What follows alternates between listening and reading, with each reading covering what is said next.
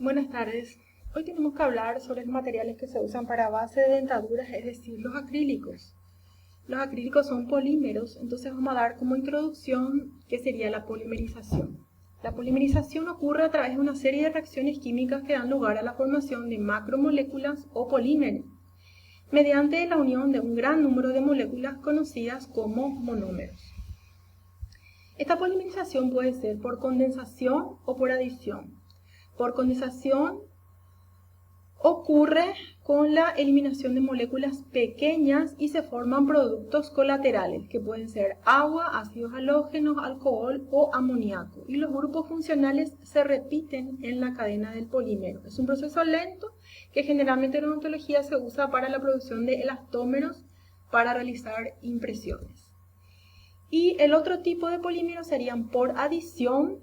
Ahí están incluidos los acrílicos. En los polímeros que ocurren por adición no tenemos cambio de composición. No se observan productos colaterales, no se forman a ellos y se repiten en el polímero la estructura del monómero. Se forman con facilidad moléculas gigantes casi sin límites. Vemos en el cuadro a la izquierda en verde lo que sería la polimerización por condensación, donde la molécula amarilla sería el producto colateral que se forma. En cambio, por adición tenemos que se repite en el polímero la estructura del monómero y no tenemos productos colaterales.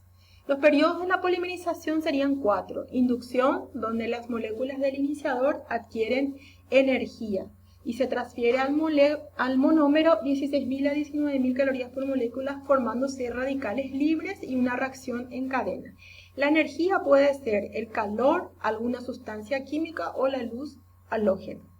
La propagación ocurre con 5.000 a 8.000 calorías por moléculas a gran velocidad hasta que el monómero cambia a polímero y se forman cadenas lineales que pueden ser como unas cadenas que son paralelas entre sí, como los fideos o espaguetis. La terminación, donde las cadenas terminan por acoplamiento directo, se desactivan por intercambio de energía. Y la transferencia de cadenas es de un radical activo a una molécula inactiva, formándose nuevos núcleos de crecimiento. O sea, ya las cadenas no son lineales como unos fideos, sino que se van entretejiendo entre sí formando una red tridimensional. Y los inhibidores de la polimerización pueden ser impurezas, oxígeno del aire, sustancias químicas como la hidroquinona que se ponen a propósito o desprofeso para evitar la polimerización espontánea, y pueden ser también aceites esenciales como el eugenol o aceite de clavo de olor. Ahora entonces vamos a hablar sobre los materiales que se usan para base de dentadura, o sea, los acrílicos, que deben cumplir ciertos requisitos. Como propiedades físicas deben tener un aspecto similar a los tejidos blandos, deben tener una temperatura de cristal alta, es decir, que la capacidad de ser moldeados a altas temperaturas y presión, una estabilidad dimensional, que los acrílicos sufren una cierta contracción al polimerizar, deben tener un peso específico bajo que los acrílicos cumplen, y la conductividad térmica los acrílicos no tienen, o sea, no transmiten los cambios de temperatura y no tienen tampoco radiopacidad, es decir, no aparecen en las radiografías. Como propiedades mecánicas, deben tener cierta rigidez, o sea, módulo de elasticidad alto para no fracturarse, también resistencia a la flexión, un límite de fatiga adecuado, que generalmente en los acrílicos que son termopolimerizables o que se trabajan con calor, es más o menos 10 años. Y a partir de ese momento a veces llegan a su límite de fatiga y pueden fracturarse, y también deben tener resistencia al impacto. En cuanto a propiedades químicas, deben ser inertes e insolubles en los líquidos orales que se consumen, por ejemplo bebidas o medicamentos. Y propiedades biológicas, no debe afectar al operador ni ser tóxico o irritante para el paciente. En cuanto a los tipos de acrílicos, tenemos dos clases: termocurados o termocurables, donde el activador es el calor que actúa sobre el peróxido de benzoilo, y este peróxido de benzoilo forma radicales libres, y entonces ocurre la reacción en cadena que tiene después como resultado una reacción exotérmica, o sea, se eleva la temperatura del material. Y eso es importante cuando se trabaja con el acrílico termocurado. Es importante no cocinar, no hervir a una alta temperatura en forma rápida, porque eso puede ocurrir dar origen, ¿verdad?, a porosidades internas, que se formen poros con una elevación rápida de la temperatura, porque se suma la temperatura del agua donde se cocina más la temperatura de la reacción exotérmica propia del material. Los autocurados, a diferencia de los termocurados, su activador no es el calor, sino es la dimetiltonoidina. Y como ventajas tienen, ¿verdad?, de que es menos probable que ocurra una contracción térmica porque no se cocina en agua y también tienen menos tiempo de procesado. Pero en cambio son menos resistentes, están menos polimerizados y el color es más inestable. Se presenta generalmente en forma de polvo y líquido. Y el de la izquierda, que es en color verde, tenemos que es el auto, y el de la derecha, por ejemplo, tenemos que es termopolimerizable. La composición química sería: el polvo son granos o perlas de polimetacrilato. El prefijo poli indica que es ese mismo monómero que está en el líquido o metilmetacrilato, pero ya polimerizado y luego se transforma en gránulos o perlas.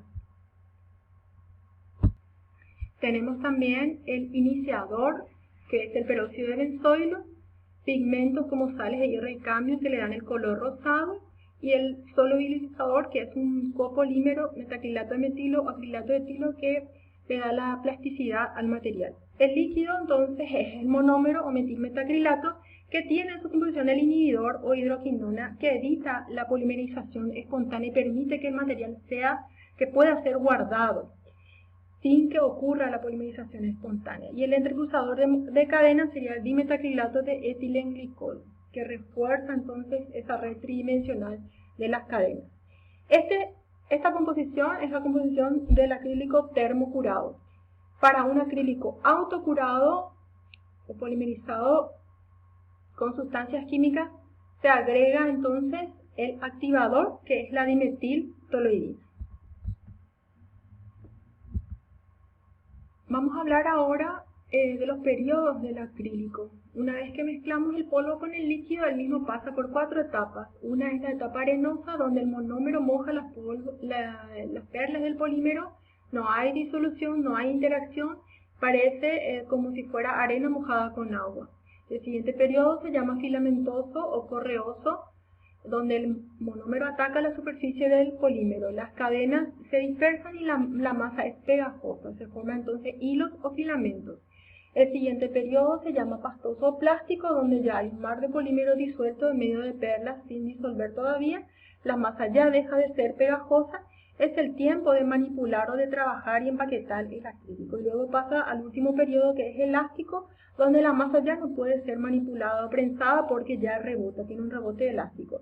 Esto ocurre en aproximadamente 10 a 15 minutos dependiendo de la temperatura ambiente, porque si hace mucho calor se acorta este tiempo, o si hace mucho frío como 2-3 grados, entonces ahí ya se puede prolongar o alargar, puede ser ya 20 a 25 minutos. El acrílico puede tener defectos como poros, o sea, puede tener porosidad. Entonces vamos a ver primero la manipulación del acrílico para que podamos entender por qué se pueden producir estos poros. El acrílico, como vemos ahora en esta imagen, a la derecha tenemos un enfilado, o sea, la colocación de los dientes en un modelo con cera, ¿verdad? Luego se coloca en una caja metálica que se llama mufla, donde entonces hacemos la colocación con yeso París. Eso se llena totalmente después de yeso, se coloca la tapa, se lleva a agua hirviendo por 5 a 7 minutos, luego se abre y ahí se hace la eliminación total de la cera y quedan los dientes dentro de la mufla adheridos al yeso. Ahí se hacen unas pequeñas retenciones u orificios en los dientes y se pone un separador de acrílico para que no se adhiera al yeso. Se hace la preparación del polvo y el líquido. Cuando llega la etapa plástica se hace un amasado, se forma como un cilindro, se coloca a nivel de los dientes, se presiona, se coloca un plástico o polietileno para separar y se hace un prensado. Ese prensado permite que salgan, ¿verdad?, los excesos, se retiran todos los excesos, se vuelve a hacer un segundo prensado y luego se lleva a cocinar y Una vez que se lleva a cocinar, se debe colocar en agua a temperatura ambiente y esa agua debe subir su temperatura en forma gradual. No se puede colocar en agua hirviendo o en agua muy caliente. Tiene que colocarse en fuego mínimo y luego entonces a partir de que llega al punto de ebullición se controla que pasen aproximadamente 40 minutos. ¿Y por qué entonces pueden salir poros? Un tipo de poros que pueden salir puede ser por calentamiento rápido de esa muestra. Se coloca en fuego muy fuerte y entonces llega al punto de ebullición muy rápido. Eso se llama porosidad gaseosa y se encuentra en todo el interior del acrílico, en todo el interior de la masa y generalmente son de forma esférica. Otro tipo de poros que pueden aparecer es por falta de homogeneidad de la mezcla, o sea que no se amasó correctamente. Puede estar en la superficie o en la parte interna y pueden ser de forma irregular. Y el otro tipo de porosidad es por falta de compresión en el prensado. Quiere decir que se usó material en cantidad insuficiente y entonces al prensar se llena, pero el material no está bien compactado porque no hay suficiente material, no sale suficiente cantidad de exceso porque el material fue insuficiente, entonces el material no está bien compacto. Este tipo también se presenta en forma generalizada y generalmente son de forma irregular y le da al acrílico un aspecto rosado o casi blanquecino. Eso es lo que se refiere entonces al acrílico que se utiliza para la base de dentadura para confeccionar una prótesis completa. Muchas gracias.